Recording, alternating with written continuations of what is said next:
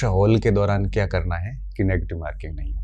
परीक्षा हॉल के दौरान सबसे पहली कोशिश ये करनी है कि जैसे समसामयिक का पोर्शन है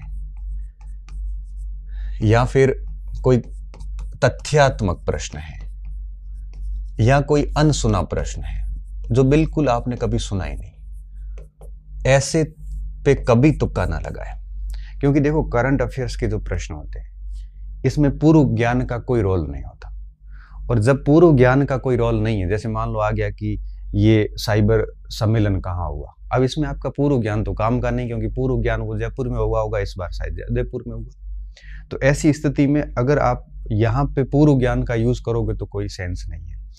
समसामयिक में पूर्व ज्ञान बिल्कुल काम का नहीं होता है, वर्तमान ज्ञान ही काम का है। देखो, सब्जेक्ट में पूर्व ज्ञान काम आ जाता है, इतिहास में आ जाता है, ज्योग्राफी में, पॉलिटिकल में, सब में आता है, लेकिन करंट अफेयर में कभी पूर्व ज्ञान काम नहीं आता। ऐसी स्थिति में अगर आपको एग्जैक्टली उसका उत्तर आ रहा है तो कर लो, नहीं आ रहा तो बढ़िया तरीका ये कि उसको छोड़ दो। कोई पुरस्कार पूछा है, अगर आ रहा है तो करो, नहीं तो छोड़ो, क्योंकि पूर्व ज्ञान काम का नहीं। क्योंकि पूर्व ज्ञान अगर काम का होता तो हमारे हम अनुभव का उपयोग करके उस पर गैस लगा कर सकते थे, गैस पावर से सही होने की संभावना रहती है। तो ऐसे समसामयिक के प्रश्न हो, तथ्यात्मक प्रश्न हो और अनसुने प्रश्न जो आपने कभी नहीं सुने, कृपया करके ऐसे प्रश्न छोड़ दें आप। क्यों? क्योंकि आपको ये नहीं आ रहे हैं, यहाँ प्रायोगिकता 0% है आपके सही होने की। क्यों? क्योंकि देखो, कोई गहरा तथ्य है, मान लो कोई डेट पूछ ली है या कोई किसी विद्वान का कथन पूछ लिया, आपको उसके बारे में कोई आइडिया नहीं है, ऐसा तथ्य आ गया जिसके बारे में आपको आइडिया नहीं है, तो ऐसे तथ्यों के ऊपर रिस्क लेने का मतलब ये है कि आप अपने पैरों पे कुल्हाड़ी मार रहे हैं। तो आप हमेशा ध्यान रखें, करंट अफेयर्स के प्रश्न हैं या ऐसे तथ्य जो आपको नहीं आ रहे हैं या ऐसा प्रश्न जो आपने सुना ही नहीं, जिसके चारों ऑप्शन आपको नहीं पता, ऐसे जगह पे बिल्कुल भी तुक्का ना मारे, बिल्कुल भी तुक्का नहीं। क्योंकि हम कई बार क्या करते हैं, हम तथ्यों पे भी तुक्का मारते हैं कि ये तारीख यही होगी, यही हो सकता है, अरे ऐसे कर करके 10-12 सवाल गलत कर देते हो, जबकि आपको पता है कि ये प्रश्न आपने जिंदगी में कभी नहीं सुना। अरे ऐसे को तो गहरा करके छोड़ दो, ऐसे प्रश्न कितने होते हैं पूरे पेपर में? 150 में से 5-7 प्रश्न होते हैं जो आपने कभी नहीं सुने होते हैं, उनको छोड़ दो। ऐसे गहरे तथ्य, डेप्थ वाले तथ्य जो आपने कभी नहीं पढ़े कि 1857 की क्रांति में राजस्थान के किस ठिकाने से एक सेना बहादुर शाह जफर की बेटे की सहायता के लिए गई थी। अब ये बड़ा गहरा तथ्य है, नहीं पढ़ा हुआ। अब वहां पे नरहड़, ढूंढ लो, ऐसे ऑप्शन पड़े थे, वहां क्यों तुक्का मारना है? ये डेप्थ का तथ्य है जो आपने नहीं पढ़ा और ये कहीं किसी ने नहीं पढ़ा है। तो ऐसी स्थिति में ऐसा तथ्य छोड़ दो जिसके बारे में आपको कोई आइडिया नहीं है, ऐसे सवाल छोड़ दो जो आपने कभी नहीं सुने। पहली बात ये ध्यान रखनी, इनको छोड़ने में फायदा। यहां अगर आप रिस्क लेंगे तो ये सारे प्रयास कोई काम के नहीं रहेंगे। ये आदत आपको इससे ही डालनी पड़ेगी, अभ्यास से ये आदत डालना शुरू कर दीजिए आप, तभी परीक्षा तक आते आते ये चीजें आपके व्यवहार में आएगी और व्यवहार में आई हुई चीजें मुझे बतानी नहीं पड़ेगी, आप वहां जाके वैसे ही फॉलो कर लोगे। अब मान लो ऐसे प्रश्नों की संख्या 20% है पूरे पेपर में, तो 20% है तो कोई बात नहीं, वो पूरे राजस्थान के लिए ही है वो समस्या, आपके अकेले के लिए।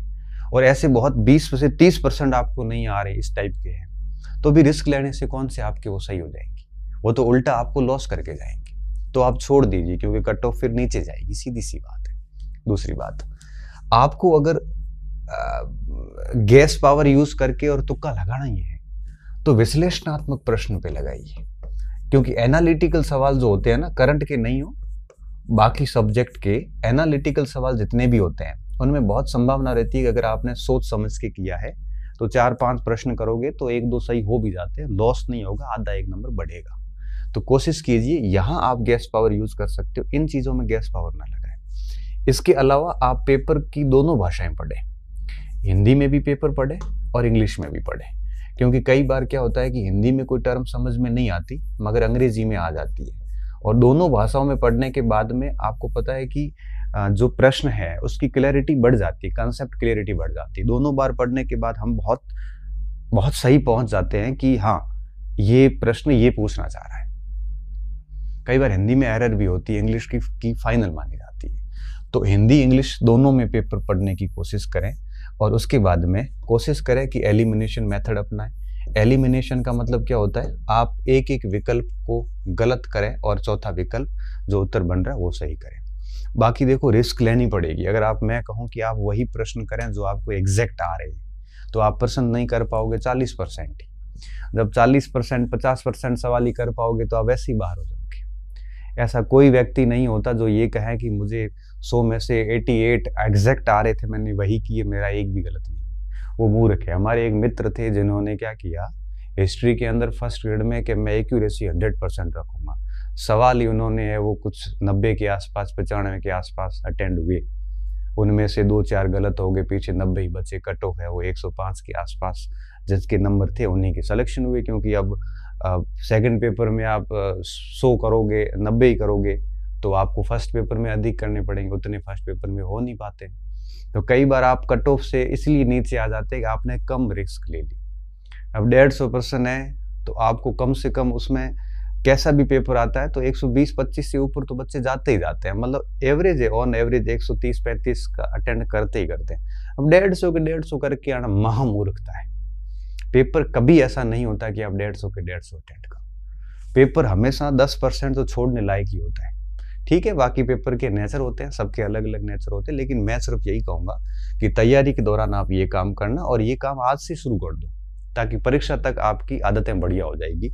और परीक्षा के दौरान आपको ये करना है, ऐसे तथ्यों को छेड़ना नहीं है। विश्लेषणात्मक प्रश्न पे आप रिस्क लीजिए, यहाँ रिस्क ज़रूरी है और रिस्क के बिना भी काम नहीं होता। हिंदी इंग्लिश दोनों में पढ़िए और साथ में एलिमिनेशन मेथड को अपनाइए। बाकी पेपर कैसे अटेंड करने हैं ये बातें हम ओपन और बाद में करेंगे। अभ्यास आप इस तरह से शुरू कर दीजिए अभी से, ठीक है। फिर देखना आपका निश्चित तौर पे कम से कम गलत होंगे। पेपर को प्रश्न को आप अच्छे से पढ़ लेते हैं, दोनों भाषाओं में अच्छे से ऑप्शन पढ़ लेते हैं, फिर कोई जल्दबाजी नहीं करते हैं, तो निश्चित तौर पे आपका ये सही हो जाएगा। अभ्यास में एक चीज़ और ध्यान रखें, जैसा मैंने पहले भी बताया कि सीधा उत्तर कभी नहीं देखें। पहले कोशिश ये करें कि आप है वो प्रश्न पढ़ने के बाद दिमाग में सोचें इसका उत्तर क्या है। दिमाग में नहीं आ रहा तब ऑप्शन देखें, फिर एलिमिनेट करके फिर उत्तर निकालें। आप सीधा है वो उत्तर देखोगे तो आपका अभ्यास कोई काम का नहीं। उम्मीद कर रहा हूँ कि आपको ये वीडियो नेगेटिव मार्किंग दूर करने में मदद करेगा। ये प्रश्न बहुत अधिक पूछा गया, इस वजह से मैं उपयुक्त समय मानते हुए इसको अभी बना रहा हूँ कि आगे कई सारे एग्जाम्स है बच्चों के, तो मुझे लगता है ये डेफिनेटली फायदेमंद होगा।